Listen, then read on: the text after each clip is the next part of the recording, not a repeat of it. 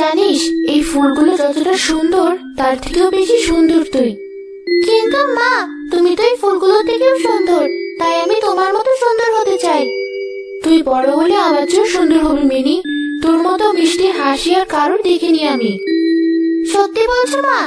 আচ্ছা মা, আমি ওকে তোমার মতো অনেক শক্তিশালী জাদুর অধিকারী হব। তা তো অবশ্যই হবি, দেখতে হবে না কার মেয়ে তুই। আর মিনি, একটা কথা জানিস, এই হ্রদের জলেই আমার জাদুকরী শক্তি লুকিয়ে আছে। একদিন তুইও আমার মতো জাদু করতে পারবি, তবে সেদিন আসতে এখনো অনেক দেরি। এখন তোর ছুটে বেড়ানো, খেলাধুলা করা আর তোর মুখের হাসি আমার কাছে পৃথিবীর সবচেয়ে বড় জাদু।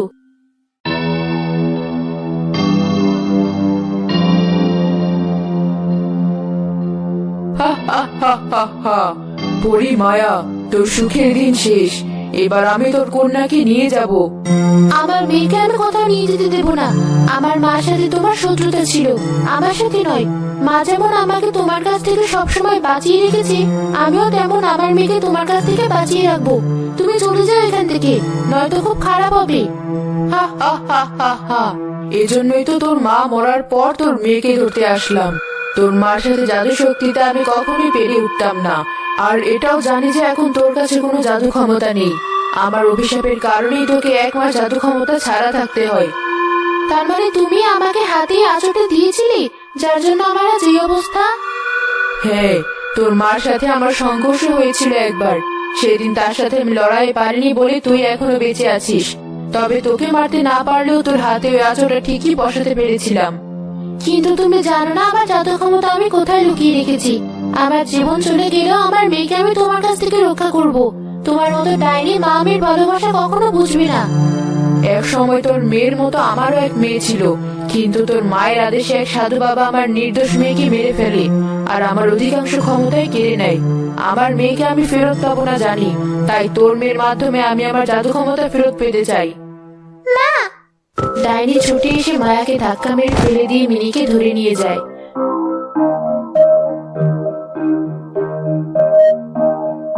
মিনি!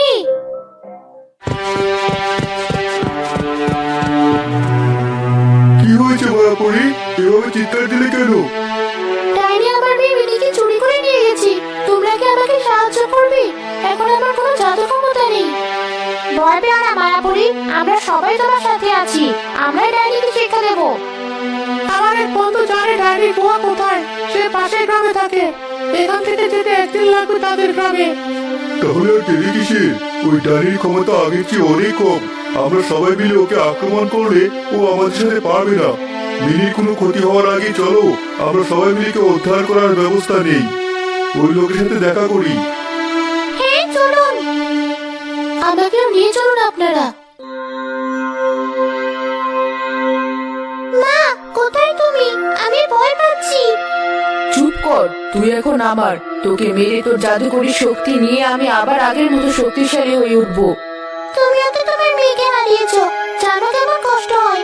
তবুও তুমি আমার মাকে কেনই শাস্তি দিচ্ছ? আমার মা তো নির্দোষ। তোদেরকে কষ্ট দিয়েই আমি আমার মেয়ে মরার প্রতিশোধ নেব।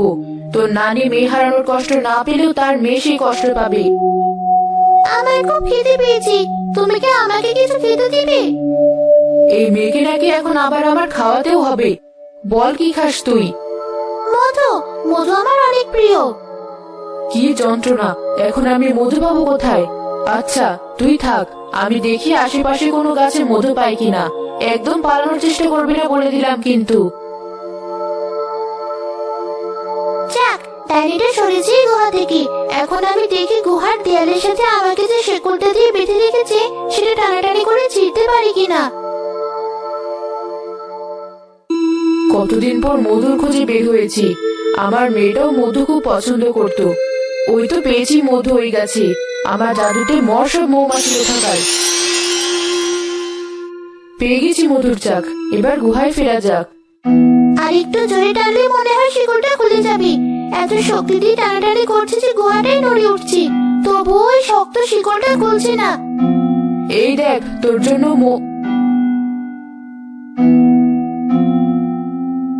সর ওখান থেকে।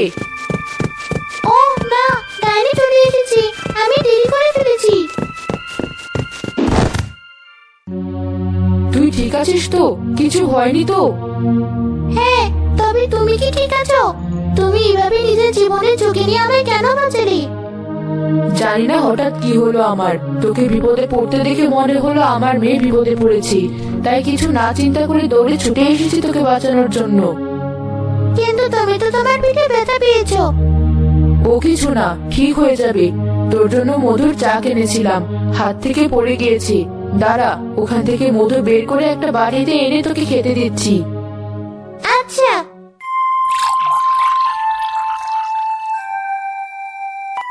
এই নে। কি বললি? মায়াপুরের বাচ্চা মিনিকে ওই ডানি ধরে নিয়ে গেছে?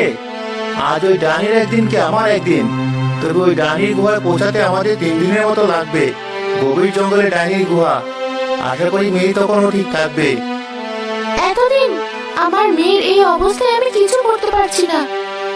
কি জানো মায়াপুরী, আমাদের বিপদে আপদে তুমি সবসময় সবার পাশে থেকেছো।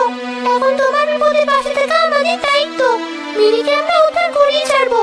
আর কোনো ক্রমে যদি ওই ডাইনিটা মিনির কোনো ক্ষতি করে ফেলে, তাকেও আমরা বাঁচতে দেবো না। চলো তাহলে সবাই ওই ডাইনিকে ধরার উদ্দেশ্যে বের হই। তোমার পিঠের জখমটা তো বেড়ে চলেছে, আমার কোনো নামে নেই।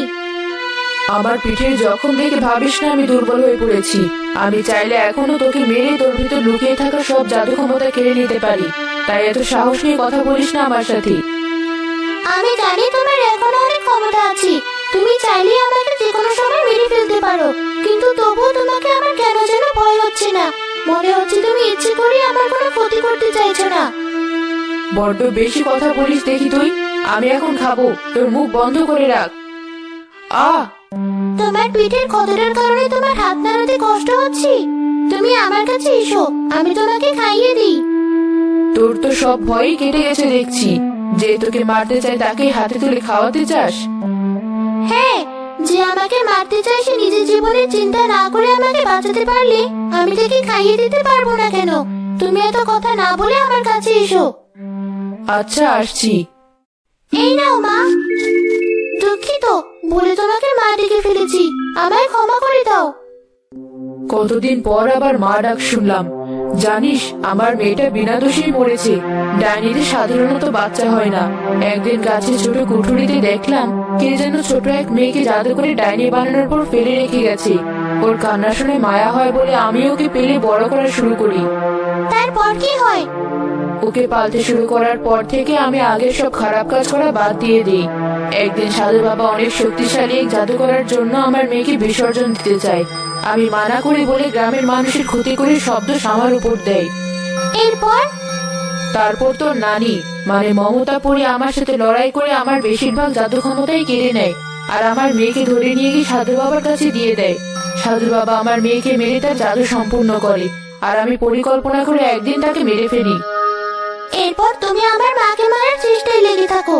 মাকে না মারতে পেরে এতদিন পর আমাকে মারার জন্য নিয়ে এসেছো। হ্যাঁ, কারণ তোর আর আমার মেয়ের বয়স একই ছিল। আমি তোর মাকেও আমার মতো কষ্ট দিতে চাই। কিন্তু তোমার মেয়েকে তো আমার মা মারেনি, আমার নানি মেরেছিল। তবুও না বুঝি।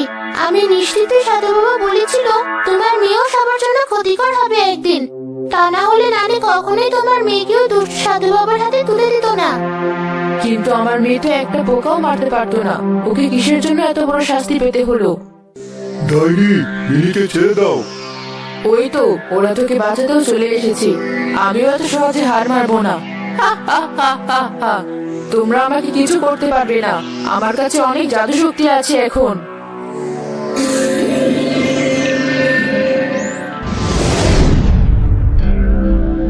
ডাইনি, তোমার কুকর্মের শাস্তি তুমি পাবে।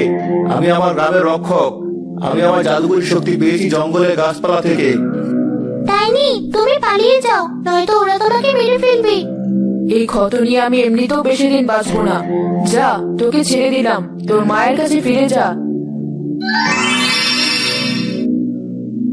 কিন্তু কিন্তু কিন্তু বলিস না। তোকে মেরে আমি আমার জাদু শক্তি ফেরত নিতে পারবো না। আমার জীবনের শেষ কটা দিন যে তোর সাথে কাটাতে পেরেছি, এতেই আমি খুশি। মিনি গুহার ভেতর থেকে বের হওয়ার পর জাদু শক্তির কারণে দুটোর ভিতর পুরোটা ভেঙে পড়ে। গ্রামবাসীরা ভাবে ডাইনি পরাজিত হয়েছে আর মিনি সেই সুযোগে পালিয়ে এসেছে। মিনি, তুই ঠিক আছিস? আমি আর কখনো তোর সাথে এমন হতে দেব না। মা, আমিও তোমাকে কখনো ছেড়ে যাব না। আর আমিও জাদু করতে শিখবো, সবাইকে সুস্থ করে তোলার জাদু। আমরা জিতে গেছি, ড্যাডিকে অবশেষে পরাজিত করেছি। আমরা সবাই মিলে এই জয় অর্জন করেছি। এই জঙ্গলের আশেপাশে সব গ্রাম এখন সুরক্ষিত থাকবে। না, এই জঙ্গল তখনই সুরক্ষিত থাকবে যখন আমরা সবাইকে সুরক্ষিত রাখার চেষ্টা করব, ভেদাভেদ সৃষ্টি করব না। বড় হওয়ার পর আমি এই দায়িত্ব নেব। আমার মেয়েটাই কদিনেই কত বড় হয়ে গেছি। আমরা যা পারিনি তুই তা করে দেখাবি একদিন। মিনিও ধীরে ধীরে তার মায়ের মতো জাদু করতে শিখে। বড় হওয়ার পর জঙ্গল আর গ্রামের দায়িত্ব নেয় সে।